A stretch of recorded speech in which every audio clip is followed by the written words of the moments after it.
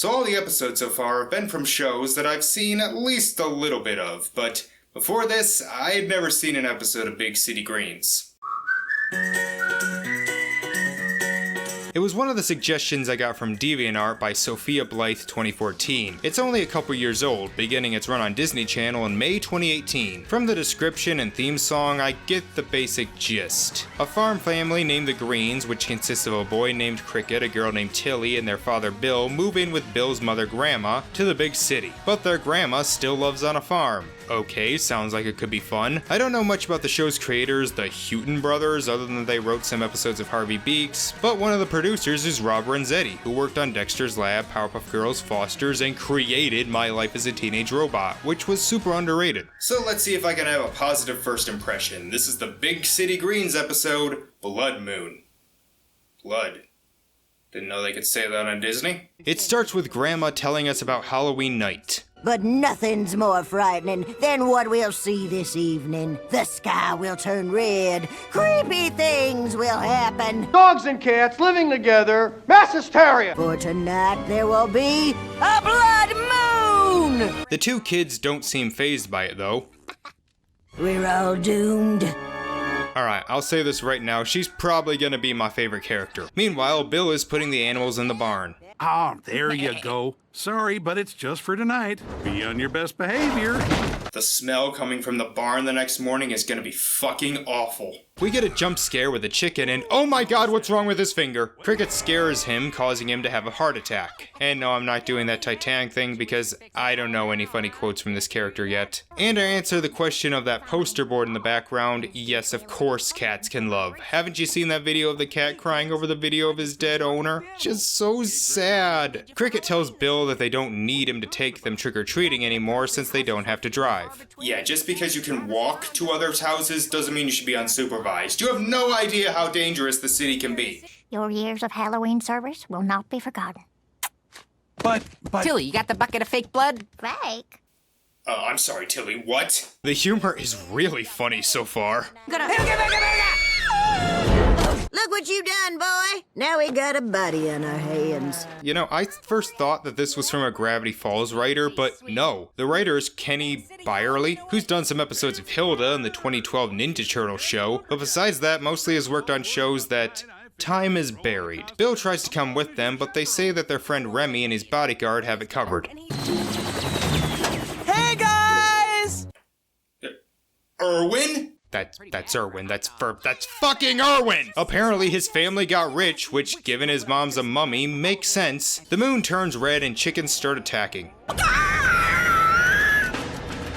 Everyone laughed at me when I said that the chickens were crossing the road to gain supernatural powers and kill us all, but who's laughing now? Actually, it's all the animals that somehow escaped the barn. I'm guessing they got hit with those night howlers and went savage. So I like the humor, but goddamn, I was expecting a little more build-up than this. Oh, by the way, this is Gloria. She apparently works at the cafe next door.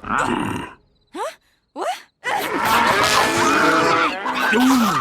Well, I guess I don't need to worry about her anymore. Don't worry, she's fine, and so is everyone else as the animals don't seem to be attacking any other kids. The ladies begin to worry about Gloria possibly turning into a blood moon animal herself. This is an opportunity, Grandma. We must study her. Oh, by the way, Tilly is voiced by Marie Harrington, who is in shows like Franklin, Doc McStuffins, and Lion Guard, but she also voiced Claudette in all the Alpha and Omega sequels under the fake name Lindsay Torrance. And frankly, I don't blame her for using a fake name. They tie her up and lock her in another room as Grandma goes to get weapons because of course she would have weapons. Don't worry, Gloria.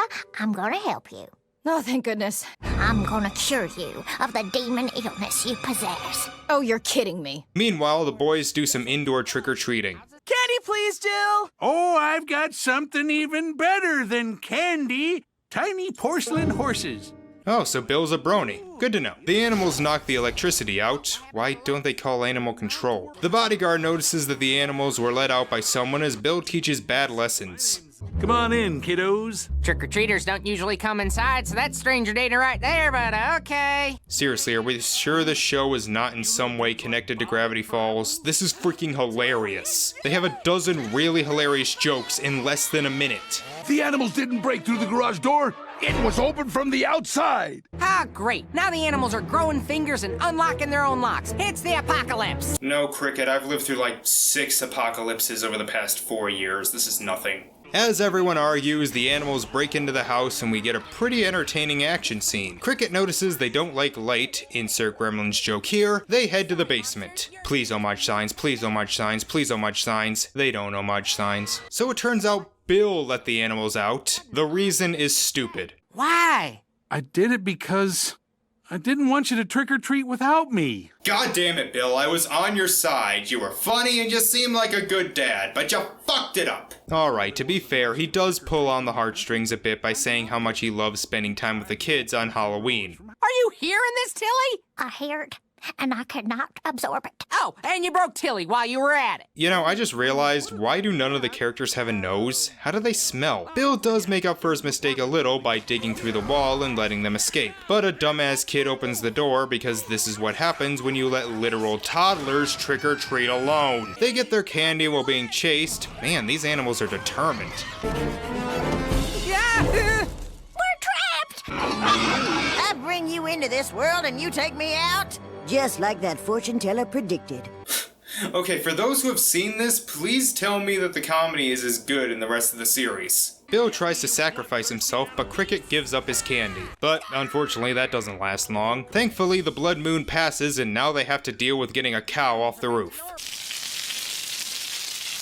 Come here, you. Come here, I mean. That was a great episode!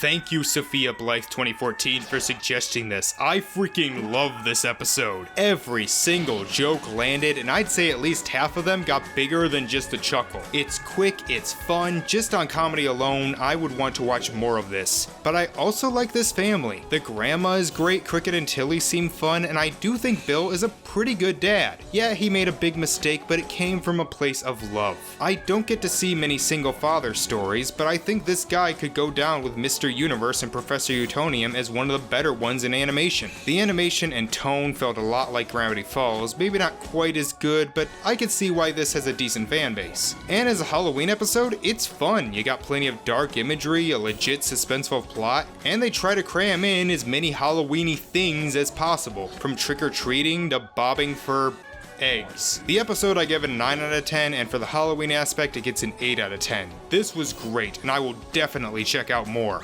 And tomorrow should be even better since we'll be going to another city for our first encounter with aliens. See you then. So it turns out Bill let the animals out. Heh. Who let the animals out? Bill. Bill. I kinda wanna put that in.